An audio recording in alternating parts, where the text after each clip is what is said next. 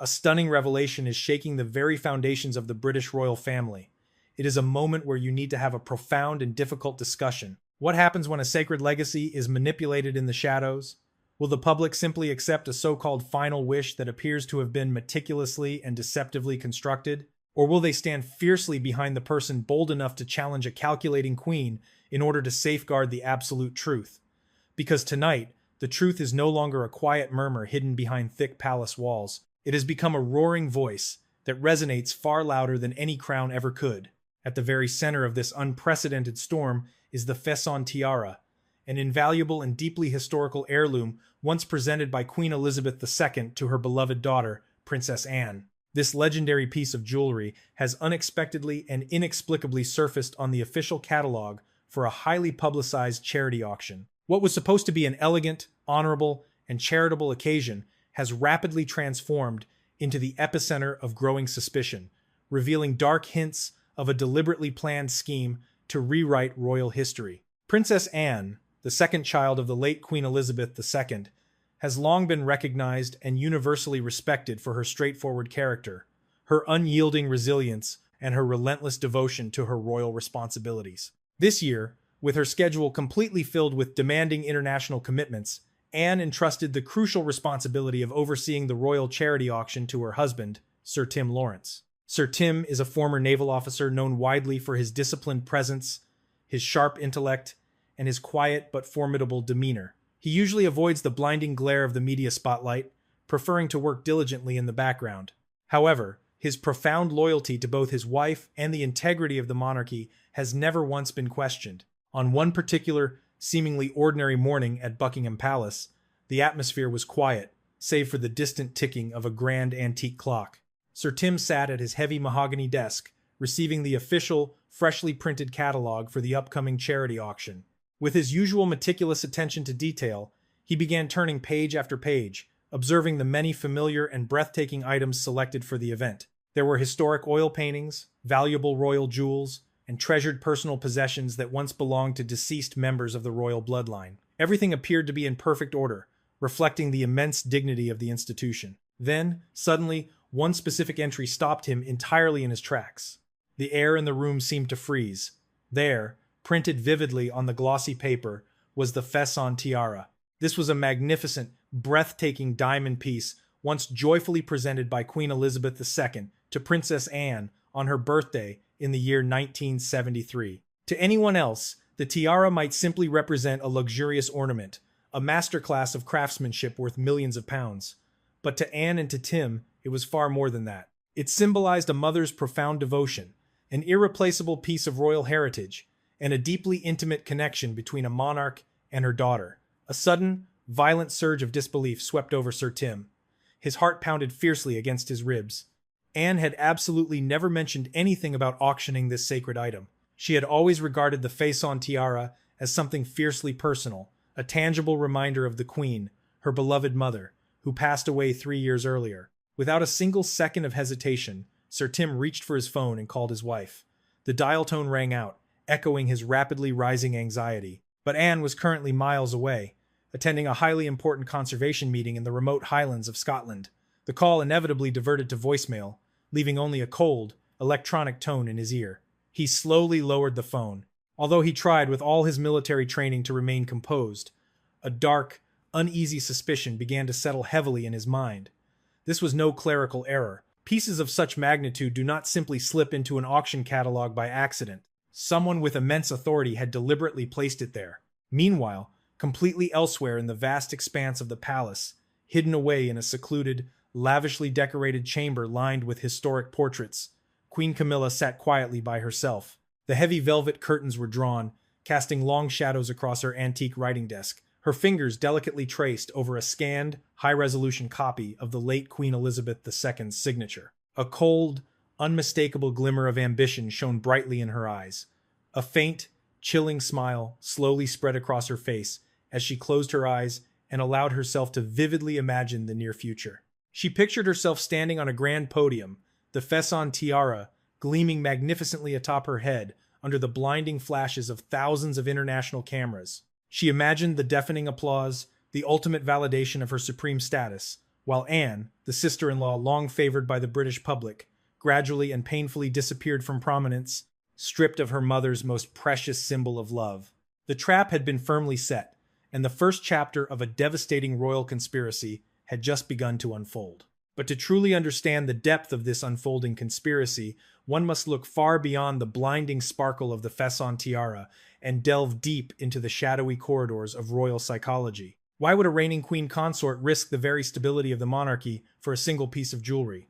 The answer does not lie in financial greed, for the royal vaults possess wealth beyond imagination. Instead, the root of this dangerous plot was buried deep within decades of bitter, festering envy. Even though Queen Elizabeth II had always maintained an outwardly courteous demeanor toward Camilla, she had never extended the genuine, unconditional warmth that a mother reserves for her true kin. Camilla frequently recalled those grand, formal royal banquets where she was forced to remain quietly in the background, watching with hidden resentment as Princess Anne stood confidently in the blinding spotlight.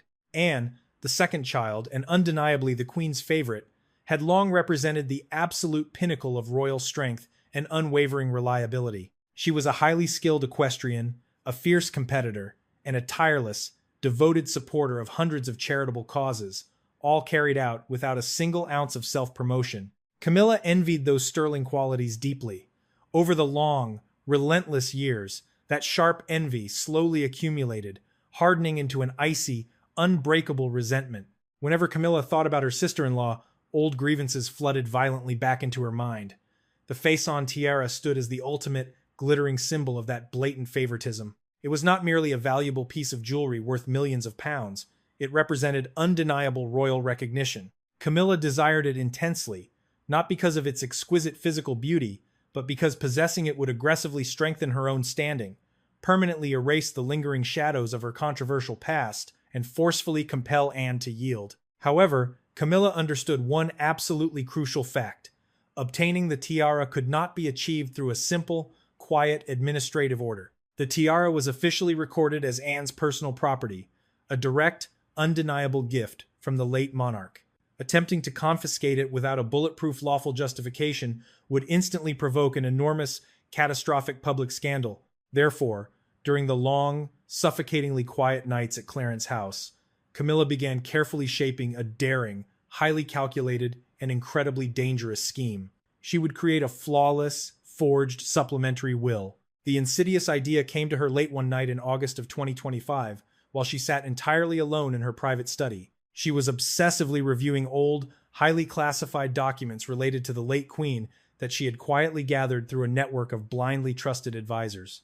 Among the dusty archives, she discovered a personal birthday letter the monarch had once written to a close friend. At the bottom of the aged parchment rested Elizabeth II's unmistakable signature, characterized by bold, confident strokes that perfectly captured the essence of the legendary ruler. Holding the fragile letter tightly in her trembling hands, Camilla felt a sudden, electric surge of dark triumph. That specific signature would become the ultimate cornerstone of her master plan. A powerful, deceptive tool completely capable of rewriting royal history. To seamlessly transform this treacherous idea into a physical reality, Camilla urgently needed an absolute expert she could heavily rely on, but more importantly, someone she could completely control. Her calculating thoughts immediately turned to Mr. Harold Voss, a highly skilled but heavily indebted retired handwriting and signature specialist living quietly in the obscure Surrey suburbs. Camilla rapidly arranged a highly discreet, secret meeting at a tiny cafe located in Chelsea, far away from the prying eyes of the relentless media. Heavily disguised beneath a thick silk scarf and massive dark sunglasses, she sat across from the nervous Voss and spoke with a terrifying, quiet firmness. She demanded that he reproduce the signature flawlessly, leaving absolutely no trace of forgery. In exchange, she promised him a massive payment consisting of hundreds of thousands of pounds, more than enough to instantly clear his crippling debts and entirely rebuild his ruined life. Voss initially hesitated, his heavily lined face tightening with profound anxiety as he deeply contemplated the severe legal consequences of committing treason against the crown. His hands trembled violently around his warm coffee cup. Yet, the overwhelming weight of his desperate financial ruin eventually crushed his moral compass. Slowly, with extreme reluctance, he nodded his head, his voice wavering precariously between desperate greed and profound unease as he accepted the dangerous bait. The actual act of treasonous forgery unfolded entirely in secret, inside Voss's terribly cluttered apartment, a cramped space crowded with towering stacks of dusty books and aging forensic equipment. Relying on highly sophisticated, cutting-edge tools left over from his professional years, he used powerful laser scanners to forensically examine the original royal signature. He employed specialized digital software, completely capable of perfectly analyzing the exact angle, ink pressure, and writing speed of the late monarch. For countless agonizing hours, he obsessively practiced, carefully reproducing each and every distinctive, sweeping curve of Elizabeth II's formal signature. The fraudulent supplementary will was then drafted with terrifying, meticulous attention to detail on rare, antique paper, perfectly identical to that once used by the royal office. The fabricated text falsely declared that the face-on tiara should immediately pass into the sole possession of Queen Camilla to brilliantly uphold the female legacy and greatly strengthen royal unity. The trap was now fully constructed, a dangerous paper dagger aimed directly at the heart of Princess Anne. While the deceptive ink on the forged royal document was still drying in that cluttered suburban apartment, Sir Tim Lawrence was already beginning to piece together the fractured puzzle. As a highly decorated former naval officer and a man who once navigated the deeply complex waters of military intelligence, Sir Tim possessed an incredibly sharp, almost predatory instinct for deception. The sudden, inexplicable appearance of the Fesson tiara in the charity auction catalog was absolutely not a mere clerical oversight. It was a calculated, hostile maneuver. Sitting entirely alone in his temporary office, illuminated only by the harsh, unyielding glow of a desk lamp, he quietly reached out to his most trusted, highly confidential contacts within the palace administration. Within hours, a deeply alarming detail emerged from the shadows. The addition of the priceless tiara had been explicitly authorized under a highly unusual, heavily restricted special order issued directly from the Queen Consort's private office. That single, undeniable piece of information instantly solidified Sir Tim's darkest suspicions. This was an orchestrated conspiracy designed specifically to publicly humiliate Princess Anne and forcefully seize a sacred piece of Queen Elizabeth II's legacy. He knew with absolute certainty that he could not confront a reigning queen with mere suspicions. He needed irrefutable, concrete proof. Recognizing the immense, terrifying risks of launching an internal investigation against the crown, Sir Tim decided he needed a fiercely loyal, highly capable ally who could move silently through the palace like a ghost. His mind immediately turned to Eleanor Hargrove, a brilliant, incredibly resourceful young photographer who had faithfully served the royal household for more than 5 years. Eleanor had tirelessly accompanied Princess Anne on countless demanding international tours across Africa and Asia, enduring chaotic crowds and massive pressure while silently documenting history through her camera lens. Most importantly, her devotion to the Princess Royal was absolute and unwavering. Sir Tim quietly arranged a strictly confidential meeting in a deeply secluded, heavily shadowed corner of the Buckingham Palace gardens, concealed beneath the sprawling branches of ancient oak trees. The autumn air was bitingly cold, thick with the heavy tension of unspoken danger. Speaking in a low, gravelly voice, Sir Tim carefully outlined the terrifying situation. He instructed Eleanor to keep a very close, completely discreet eye on Queen Camilla. He needed photographs, covert recordings, or absolutely anything unusual connected to the sudden reappearance of the Fesson tiara. Eleanor felt a massive, electric jolt of adrenaline course through her veins. This was no longer royal photography. This was a highly dangerous, incredibly high-stakes intelligence operation. Yet, without a single moment of hesitation, she firmly accepted the perilous assignment, completely driven by her profound respect for Anne's unyielding integrity. The deadly game of cat and mouse officially began the very next morning.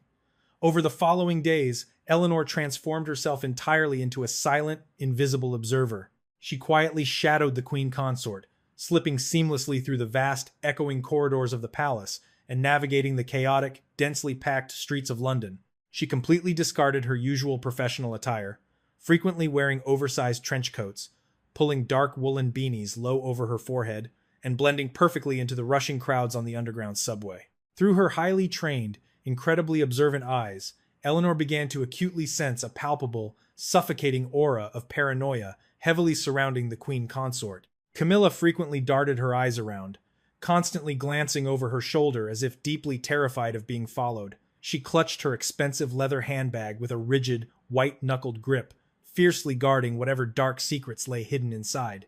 Every single movement Camilla made screamed of intense, overwhelming guilt. The intoxicating mix of raw fear and pure adrenaline kept Eleanor constantly alert, her senses sharpened to an absolute razor edge as she meticulously recorded every tiny detail in a small, weathered notebook. The critical, incredibly monumental breakthrough finally occurred on a bitterly cold, completely rain-soaked afternoon. Eleanor cautiously tracked Camilla to a remarkably inconspicuous, slightly decaying office building situated deep in the obscure, gray suburbs. It was an incredibly strange, completely unbefitting location for the Queen Consort, especially without her usual heavy security detail. Standing outside in the freezing, torrential downpour, Eleanor pressed herself tightly against a damp brick wall. Peering carefully through a heavily fogged, rain-streaked window, her heart began pounding furiously against her ribs like a runaway freight train. Inside the dimly lit room, she clearly witnessed Camilla meeting with a strange, nervous-looking older man. The tension in the room was visibly thick. Then, the decisive moment happened. Camilla reached into her bag and slowly handed the man a thick, heavily sealed envelope. In return, the man slid a single, crisp sheet of paper across the table. Camilla examined the paper with a chilling, deeply satisfied smile, practically admiring her stolen prize.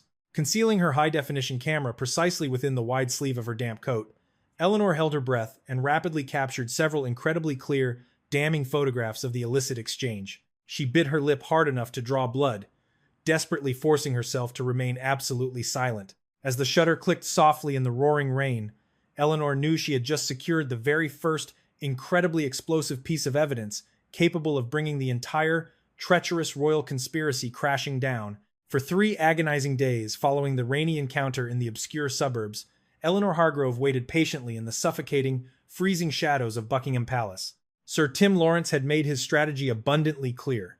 Mere photographs of a suspicious envelope exchange were simply not enough to confront a reigning monarch and completely destroy a royal conspiracy. They urgently needed absolute, undeniable proof. A flawless video recording, complete with crystal-clear audio, would become the ultimate, devastating weapon required to expose the terrifying truth to the entire world. The perfect opportunity finally presented itself on a dreary, completely overcast Tuesday evening. Eleanor slipped completely undetected into a dimly lit, largely forgotten backstage corridor of the Grand Palace, an isolated, drafty area traditionally reserved for storing centuries-old records and discarded antique furniture. Her heart beat furiously against her ribs, echoing loudly like distant war drums in her ears. The stale air inside the cramped storage room was incredibly thick, smelling faintly of rotting wood, violently mixed with the lingering, heavy scent of expensive floral perfume that boldly announced the Queen Consort's imminent arrival.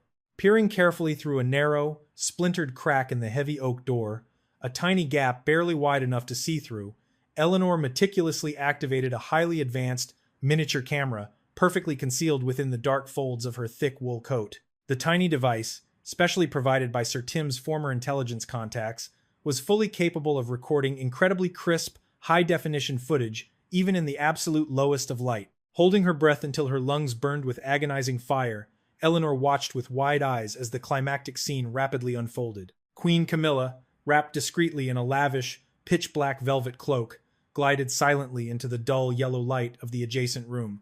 Seconds later, Harold Voss emerged cautiously from the deep shadows, his lined face deathly pale, heavily covered in a thin sheen of nervous sweat. He clutched a thick, heavily sealed envelope fiercely against his chest, as if his very life depended on it. Camilla's expression was one of pure, unadulterated, and terrifying triumph. She reached gracefully into her dark cloak and handed Voss an incredibly thick, bulging envelope. "This is the remainder of your promised reward," Camilla murmured, her tone sickeningly sweet yet laced with lethal, icy venom. "Hundreds of thousands of pounds in completely untraceable notes. You are a very wealthy man now, Mr. Voss." Voss, his trembling eyes reflecting a pathetic, dangerous mixture of overwhelming greed and profound terror, slowly handed over his treacherous masterpiece. The forged supplementary will. The fraudulent document was masterfully crafted on authentic, antique royal paper, bearing a flawless, terrifyingly accurate imitation of Queen Elizabeth II's signature. The dark ink lines were so incredibly smooth, so perfectly refined after countless, agonizing hours of obsessive practice, that it looked entirely genuine. "Excellent," Camilla whispered, with terrifying, absolute satisfaction. She ran her perfectly manicured fingers gently across the crisp parchment, as if lovingly caressing a priceless treasure. Her eyes burned with a maniacal victory as she vividly imagined herself proudly wearing the face-on tiara before the entire world, while Princess Anne faced total, completely inescapable public humiliation. Even the most brilliant royal experts will strongly struggle to detect the slightest difference. You have done remarkably well. Every single passing second, every damning spoken word, and every treacherous, illegal transaction was flawlessly captured by Eleanor's hidden lens. A violent, freezing chill ran completely down her spine as sheer excitement aggressively violently mixed with primal, overwhelming fear, causing her hands to tremble uncontrollably. She possessed it. She finally had the absolute, concrete proof that would completely dismantle the entire, meticulously crafted royal conspiracy. The photographs, the secret meetings, the devastating forgery, it was all perfectly tied together in this one undeniable video recording. But just as Eleanor carefully prepared to quietly withdraw back into the suffocating, protective darkness, a catastrophic disaster violently struck. As she cautiously shifted her weight to retreat, the hard leather heel of her heavy boot accidentally brushed against the uneven, ancient stone floor. A sharp, terrifying scraping sound violently pierced the heavy, suffocating silence. To Eleanor, it sounded exactly as loud as a massive cannon blast. The terrible noise brutally reverberated through the empty, echoing corridor. Camilla instantly snapped her head up, her eyes narrowing into dangerous, predatory slits as she glared directly toward the heavy oak door. Her expression violently shifted from arrogant, smiling triumph to absolute, panic-stricken alarm. "Someone is listening!" she hissed sharply, the velvet, polished mask of royalty completely dropping to violently reveal the desperate, calculating conspirator beneath. Without a single moment of hesitation, she signaled frantically to two towering, incredibly muscular security attendants stationed just outside the main archway. "Find them. Retrieve whatever they have taken. Do not let them escape." Her voice echoed, loudly cracking with a wild, terrifying mixture of blazing fury and paralyzing terror. She clutched the forge wheel so tightly her knuckles turned completely white, suddenly realizing her entire, meticulously crafted kingdom of lies was on the very verge of total collapse. Pure, unadulterated adrenaline surged violently through Eleanor's veins like a massive, unstoppable electric shock. She spun around instantly and sprinted frantically down the pitch-black corridor. Her rapid footsteps struck the cold stone floor, echoing wildly in the cavernous, empty halls. Directly behind her, the thundering, heavy boots of the massive royal guards roared to life, violently closing the distance with terrifying speed. The magnificent palace corridors, normally grand symbols of extreme elegance and peace, suddenly twisted into a terrifying, deadly labyrinth of shadows. Ancient marble statues loomed out of the darkness like silent, judging ghosts, and massive crystal chandeliers shimmered menacingly in the dim moonlight. "Stop right there!" One of the massive men roared with terrifying volume, his large, grasping hand violently swiping through the empty air, completely missing the back of Eleanor's coat by mere inches. Desperation clawing painfully at her throat, Eleanor frantically recalled the vital, life-saving instructions Sir Tim had drilled deeply into her memory. If you are pursued, there is a forgotten, hidden side route in the eastern corner leading directly into the palace gardens. Her lungs burned with agonizing, relentless fire as she desperately scanned the shadowy, paneled walls. Luck, incredibly, was firmly on her side tonight. Masked cleverly behind a towering, centuries-old oil painting of a forgotten king, she miraculously spotted the narrow, concealed wooden panel. Throwing her entire body weight violently against it, she violently pushed the hidden door open and burst outside. She plunged headfirst into the freezing, torrential autumn rain. The icy drops aggressively struck her face like tiny daggers as she sprinted blindly across the vast, immaculate lawns. The heavy, deafening downpour completely masked her frantic, muddy footsteps. Moments later, her massive pursuers violently burst into the corridor, only to find absolutely nothing but empty, echoing hallways and the deafening roar of the raging storm outside. Eleanor finally collapsed onto the muddy ground, completely hidden behind a thick row of towering hedges, violently gasping for oxygen, her entire body trembling uncontrollably from extreme exhaustion and lingering terror. Yet, beneath the overwhelming fear, a massive, powerful wave of absolute, undeniable triumph fiercely rose within her chest. She clutched her coat tightly over the tiny camera. She had survived the terrifying ordeal, and far more importantly, she now possessed the ultimate, undeniable weapon, Gemini said. Just when Sir Tim Lawrence began to feel a profound measure of confidence after securing the devastating video evidence, Queen Camilla initiated a ruthless, highly calculated counterattack. She was far from someone who simply surrendered when faced with adversity. Realizing that the shadows were rapidly closing in around her meticulously crafted conspiracy, she activated a venomous, highly destructive backup plan designed specifically to completely ruin Princess Anne's immaculate public image before the charity auction even began. Through her extensive, deeply entrenched network of fiercely loyal advisors and blindly devoted palace staff, Camilla quietly seeded a toxic, devastating rumor directly into the beating heart of the royal inner circle. According to this whispered, highly malicious story, Princess Anne had secretly arranged to sell the priceless Fesson tiara strictly to replenish a completely bankrupt, severely mismanaged charity fund, only to cowardly withdraw the item at the very last moment out of pure, selfish concern for her own public reputation. The destructive rumor spread with terrifying, unstoppable speed, moving exactly like a wild, uncontrollable fire across dry autumn grass. What began as quiet, barely audible murmurs in the opulent, gilded corridors of Buckingham Palace soon reached the eager ears of senior royal advisors. Eventually, the poisonous, calculated gossip found its way directly to King Charles III.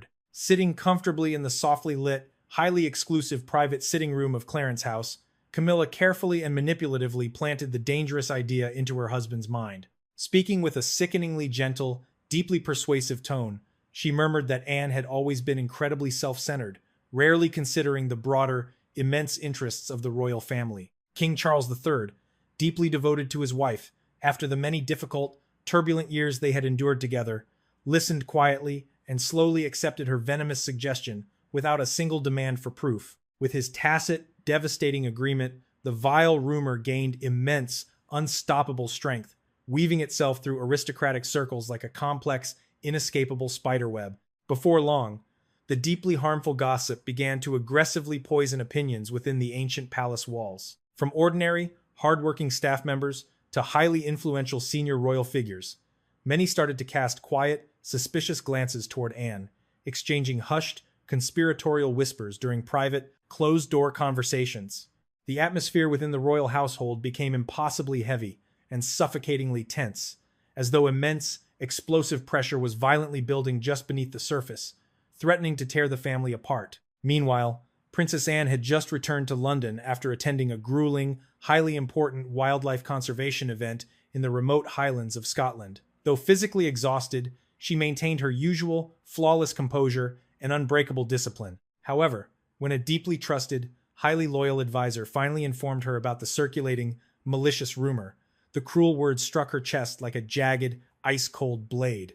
Yet, instead of reacting immediately or lashing out in a blazing fit of defensive anger, the incredibly resilient Princess Royal chose absolute, dignified silence. She waited patiently, gathering her immense inner strength, knowing with absolute certainty that the undeniable truth would eventually, spectacularly reveal itself. The suffocating, unbearable tension finally reached an explosive, terrifying climax during a supposedly routine, highly classified meeting at Kensington Palace. Several senior royals and elite committee members gathered around a massive, polished mahogany table to finalize the incredibly complex preparations for the upcoming, highly anticipated charity auction. The meeting took place in a grand, imposing room lined completely with centuries-old ancestral portraits, creating an environment that felt both deeply dignified and incredibly oppressive. During the tense, tightly controlled discussion, one of Camilla's most loyal, sycophantic allies subtly but sharply hinted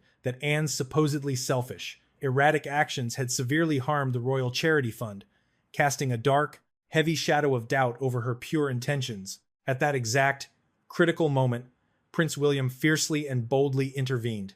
Universally known for his profound respect and unwavering admiration for his Aunt Anne, the future king simply could not remain silent while her honor was dragged through the mud. Speaking with a firm, incredibly authoritative voice that instantly commanded the entire room, he directly addressed the blatant, insulting accusation. He declared confidently that his aunt would absolutely never place her personal image above the sacred, enduring interests of the royal family, fiercely demanding that these baseless, insulting rumors be completely and permanently dismissed. Anne turned slightly toward her brave nephew, her eyes reflecting deep, overwhelming gratitude. Despite the raging, terrifying storm swirling around her, his unwavering support firmly reminded her that she was absolutely not alone in this vicious, calculating snake pit. But for Sir Tim Lawrence, sitting rigidly beside his wife as the official overseer of the auction preparations, the absolute limit had been crossed. The seething, boiling anger he had meticulously suppressed for days finally erupted violently. Without a single moment of warning, he suddenly slammed his heavy hand violently onto the polished wooden table and rose sharply to his feet. The sharp, explosive sound echoed violently across the suddenly silent, terrified room, causing delicate porcelain cups and fine saucers to rattle violently against their saucers. He loudly and fiercely commanded the room to absolutely stop accusing his wife of a vile, treacherous crime that Queen Camilla herself had maliciously orchestrated. His voice was filled with a terrifying, blazing anger and a fierce, unbreakable loyalty. The immense force of his undeniable words cut violently through the oppressive room like a roaring, unstoppable battle cry of pure defiance. Everyone fell completely silent, utterly stunned by the unprecedented, explosive confrontation. Public, aggressive disputes among senior royal figures were incredibly rare, and such a direct, devastating accusation threatened to permanently fracture the delicate, fragile balance of palace diplomacy. Prince William nodded subtly beside him, his stern expression showing clear, undeniable agreement with the brave naval officer. Across the massive room, Camilla sat entirely motionless, her expression carefully, artificially controlled. Yet, behind her composed, porcelain appearance, her eyes flashed with cold, calculating, and terrifying hostility. The battle lines were officially drawn, and the stage was now perfectly, explosively set for the final, ultimate showdown before the eyes of the entire world. The decisive event was finally drawing closer, the exact moment when everything would spectacularly unfold before the wide, judging eyes of the entire world had arrived. In the middle of September 2025, the magnificent, sprawling ballroom of London's prestigious Ritz Hotel was selected as the grand location for the highly anticipated royal charity auction. The massive, cavernous hall glowed breathtakingly beneath enormous, cascading crystal chandeliers that sparkled brilliantly like thousands of stars brought down directly from the night sky. The atmosphere was completely alive, buzzing with an electric, almost overwhelming excitement. Hundreds of incredibly wealthy guests, elite aristocrats, and powerful dignitaries from across the globe filled the opulent hall, their quiet, sophisticated conversations buzzing with intense curiosity about the extremely rare treasures soon to be presented. International media outlets broadcast the glamorous event lived to millions of eager viewers, rapidly transforming the exclusive gathering into an unprecedented, monumental global royal spectacle. Television cameras glided smoothly across the carpeted room, meticulously capturing elegant designer gowns, well-known celebrity personalities, and the luxurious, priceless items proudly displayed for bidding. There were historic royal oil paintings,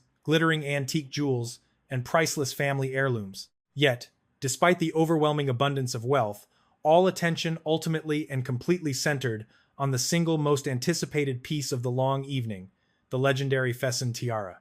The breathtaking diamond crown rested securely inside a reinforced, spotless glass case under bright, focused spotlights, its magnificent brilliance completely illuminating the center of the room. Guests and television viewers alike eagerly awaited the emotional story behind the treasured object, widely known as a deeply personal, cherished gift from Queen Elizabeth II to her beloved daughter.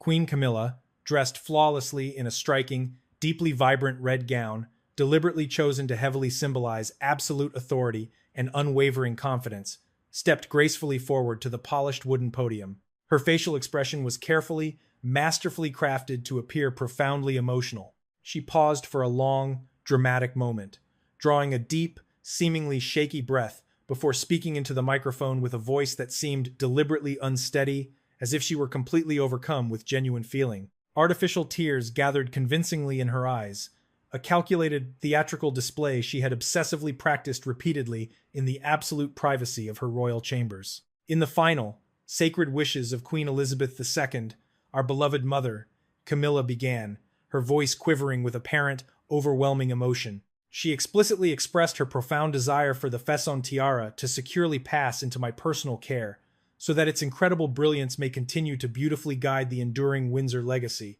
As she spoke the deceptive words, she gently reached out and touched the cold glass case, her gaze distant and mournful, as though warmly reflecting on deeply shared memories with the late monarch. Even though those intimately close to the family knew perfectly well that their relationship had never been especially warm, the captivated audience responded with enthusiastic, echoing applause, completely convinced by the moving, emotional narrative. Several guests were visibly touched by the powerful appeal, gently wiping away stray tears as they were entirely drawn into the beautiful, fabricated story of supposed royal harmony and unity. Inside her mind, Camilla felt the intoxicating, addictive thrill of ultimate victory rapidly approaching. Soon, the priceless tiara would officially belong to her, and Princess Anne would fade quietly and permanently into the obscure background. But suddenly, the entire atmosphere violently shifted. From the dark, obscured backstage area, Sir Tim Lawrence stepped boldly forward into the blinding light, his expression incredibly stern, rigid, and absolutely resolute. He looked exactly like a fierce naval commander, flawlessly preparing for a final, apocalyptic confrontation. Dressed immaculately in a crisp, tailored black suit, he walked steadily and purposefully toward the very front of the massive hall, firmly carrying a thick, heavy envelope containing the crucial, undeniable evidence. The buzzing room instantly grew dead quiet as every single eye turned rapidly toward him. The usually reserved, quietly supportive husband of Princess Anne had now unexpectedly become the absolute, commanding focus of the entire monumental gathering. Sir Tim handed the thick documents directly to the stunned event organizers. He presented the supposed supplemental will, alongside a small digital drive containing the explosive video evidence so bravely obtained by Eleanor. "I request an immediate, comprehensive verification of this document," he stated calmly, though the heavy, undeniable authority radiating from his deep voice left absolutely no room for any hesitation or debate. The primary host of the grand event, a senior, highly respected member of the royal committee, accepted the sealed envelope with visibly trembling hands. Within a few agonizingly tense minutes, a highly respected, independent handwriting specialist was urgently summoned directly to the brightly lit stage. Mr. Reginald Hayes, a leading, world-renowned expert from the United Kingdom Forensic Institute, stepped up to the podium. With millions of shocked viewers watching closely on live television, Hayes carefully and meticulously examined the sprawling signature on the aged document using a powerful magnifying lens and a highly advanced, portable digital laser scanner. Heavy beads of nervous sweat vividly appeared on his wrinkled forehead as the suffocating tension inside the grand room became almost physically unbearable. The agonizing seconds stretched endlessly into what felt like hours. Finally, after several long, painfully silent minutes, Hayes slowly lifted his head and addressed the breathless audience with a loud, incredibly clear voice. "This is absolutely not the genuine signature of Queen Elizabeth II, he announced firmly, his words striking the room like a physical blow. "The document is entirely forged. The complex writing patterns do not match the authentic royal signature, and there are highly visible, undeniable indications of deliberate digital manipulation and traced forgery." For a brief, suspended moment, the massive hall was completely, stunningly silent. Then, a massive wave of pure astonishment and loud gasps violently erupted throughout the entire room. Wealthy guests began whispering urgently and frantically to one another. "Forged?" some asked aloud in sheer, unadulterated disbelief. "Does this dark conspiracy directly involve the Queen Consort?" Massive television cameras swung rapidly around the hall, capturing the completely stunned, wide-eyed expressions of the elite attendees. At that exact, devastating moment, the massive digital screen situated directly behind the main stage suddenly illuminated, beginning to play Eleanor's covertly recorded video. The high-definition footage was incredibly clear. There was Queen Camilla meeting secretly with Harold Voss in the dim, drafty backstage storage room, exchanging thick envelopes stuffed with massive amounts of money, and eagerly receiving the forged, treasonous document. Her arrogant, triumphant voice echoed loudly and damningly through the massive concert speakers. "Perfect," the recorded voice sneered with icy satisfaction. Deafening gasps violently rippled across the crowded hall. Television cameras immediately zoomed in aggressively on Camilla's face. Her previously confident complexion had turned completely, deathly pale, and her entire body trembled violently as she desperately struggled to maintain her shattered composure. Her hands clenched so tightly that her sharp fingernails dug painfully into her own palms. The shocked audience began reacting loudly and aggressively. Boos, furious murmurs, and highly angry protests echoed deafeningly throughout the grand room as countless reporters' cameras flashed rapidly, blindingly recording her ultimate downfall. Camilla desperately attempted to defend herself, her panicked voice rising sharply over the massive din. "This is all a terrible misunderstanding. Someone is deliberately trying to frame me." But her frantic, hollow protests convinced absolutely no one. The undeniable, concrete evidence displayed vividly before the entire watching world was far too clear and incredibly devastating. Standing quietly nearby, Sir Tim experienced a massive, overwhelming surge of deeply conflicting emotions. There was the quiet, profound satisfaction of seeing the absolute truth finally exposed, but also a deep, lingering sadness that the pristine reputation of the royal family and the sacred legacy of Queen Elizabeth II had been viciously dragged into such a dark, humiliating scandal. He thought warmly of Anne, his incredibly strong yet deeply human wife, and quietly reminded himself that true justice had finally, decisively been served. What had initially begun as a glittering, high society charity auction had now spectacularly transformed into the historic stage where a hidden, treacherous conspiracy was brutally, completely destroyed before the eyes of the world. The incredibly shaken auctioneer gripped the microphone with severely trembling hands. His voice faltered heavily as he announced to the roaring crowd. Based firmly on the undeniable evidence presented tonight and the conclusive findings of the forensic expert, the Fesson tiara will be immediately and permanently removed from the auction list. All related, highly serious matters will now be subject to a further, exhaustive official investigation. The definitive statement struck the room like a sudden, massive bolt of lightning. The heavy tension miraculously dissolved, instantly transforming into a roaring, thunderous celebration of truth. Guests proudly rose to their feet, cheering loudly and passionately. Then, the unforgettable evening reached its absolute, most powerful emotional climax. Princess Anne suddenly walked gracefully onto the grand stage from behind the heavy velvet curtains, where she had been waiting quietly and patiently. She wore a simple yet incredibly elegant deep blue dress. Under the bright, shining lights, her silver-streaked hair glimmered softly. Her expression was completely composed, radiating an immense, unbreakable strength. Moving slowly and purposefully toward the glowing display case, Anne gently lifted the priceless Fesson tiara and placed it securely and proudly upon her own head.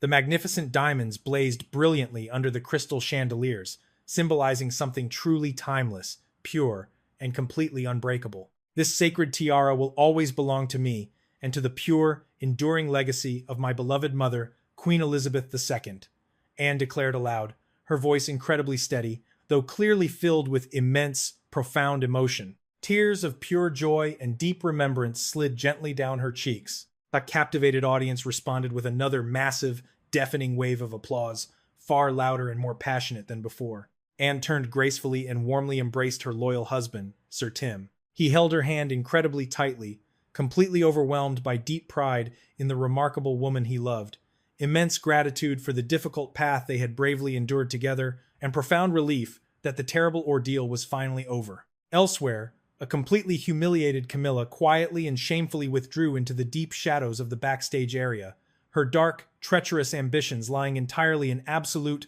unrecoverable ruins. By the very next morning, bold newspaper headlines across the entire globe celebrated the spectacular victory. The dramatic scandal served as a powerful, enduring reminder to millions that true legacy and absolute integrity can never be rewritten by dark ambition. It proved that even in the most complex, secretive corridors of royal power, justice will ultimately and spectacularly prevail. Thank you so much for following this incredible, dramatic journey. Please share your deep thoughts with us in the comments section below. Remember to absolutely like this video, share it with your friends, and subscribe to our channel for more thrilling stories. Also, please click the next video currently showing on your screen. We are completely certain you will deeply enjoy it.